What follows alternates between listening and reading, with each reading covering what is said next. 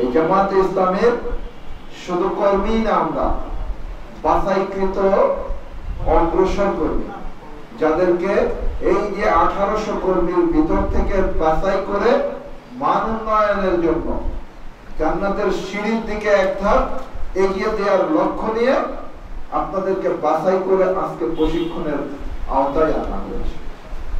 এই ভাইয়েরা যদি সিদ্ধান্ত গ্রহণ করি, সমাজে যদি ছড়িয়ে পড়ে, ভাই যেভাবে রিপোর্টের বর্ণনা দিয়েছেন, এই রিপোর্ট অনুযায়ী যদি নিজের জীবনকে প্রতিষ্ঠা করে সমাজে কাজ করে, ওই সামাজিক কাজ করি, তাহলে বাংলাদেশ জামাত ইসলামী মনোনীত কাউন্সিলর, জামাত ইসলামী মনোনীত এমপি সাহেবকে ক্ষমতায় বসানোর কাজ সহজ হবে। আমরা সকলে মিলে আল্লাহ রাব্বুল আলামিনের সন্তুষ্টির উদ্দেশ্যে আমাদের প্রত্যেকটা পদক্ষেপ গ্রহণ করব ইনশাআল্লাহ। আল্লাহ রাব্বুল আলামিন আমাকে আপনাকে তৌফিক দান করুন, আমিন। আসসালামু আলাইকুম ওয়া রাহমাতুল্লাহি ওয়া বারাকাতুহু। ধন্যবাদ ভাইকে কথা রাখার জন্য। সম্মানিত উপস্থিতি, আপনারা এখনো রিপোর্ট সামনে যারা দেন নাই তারা রিপোর্টগুলো দিয়ে দেন দ্রুত।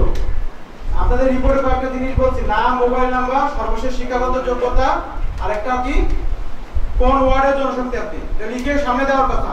রিপোর্টগুলো সামনে না দিলে কিন্তু আপনাদের নাম এন্ট্রি হবে না, একটু মাথায় রাখতে। যারা রিপোর্ট আনেন না, এরকম কয়জন আছেন হাত তোলেন দেখি, রিপোর্ট আনেন নাই। যারা রিপোর্ট আনেন না তাদের জন্য একটা শীট সামনে যাচ্ছে, ব্ল্যাঙ্ক শীট। এই শীটটার একটা ব্ল্যাঙ্ক শীট যাবে, মনোযোগ দিয়ে শোনেন সবাই।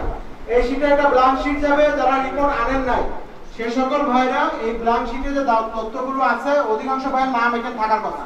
যদি না থাকে তাহলে ওই তথ্যগুলো খুঁজে আপনার নামটা না থাকলে আলাদা লেখার ঘর আছে, ফাঁকা ঘর আছে।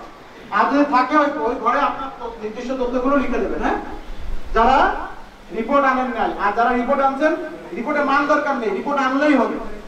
এই মাস থেকে রিপোর্ট লিখছেন, কালকে থেকে রিপোর্ট লিখছেন, সমস্যা নেই, রিপোর্টগুলো সামনে দিয়ে দেন সুন্দর করে।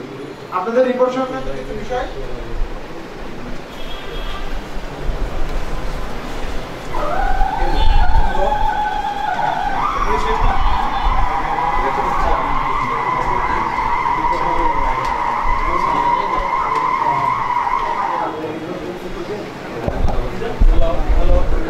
দুইটাই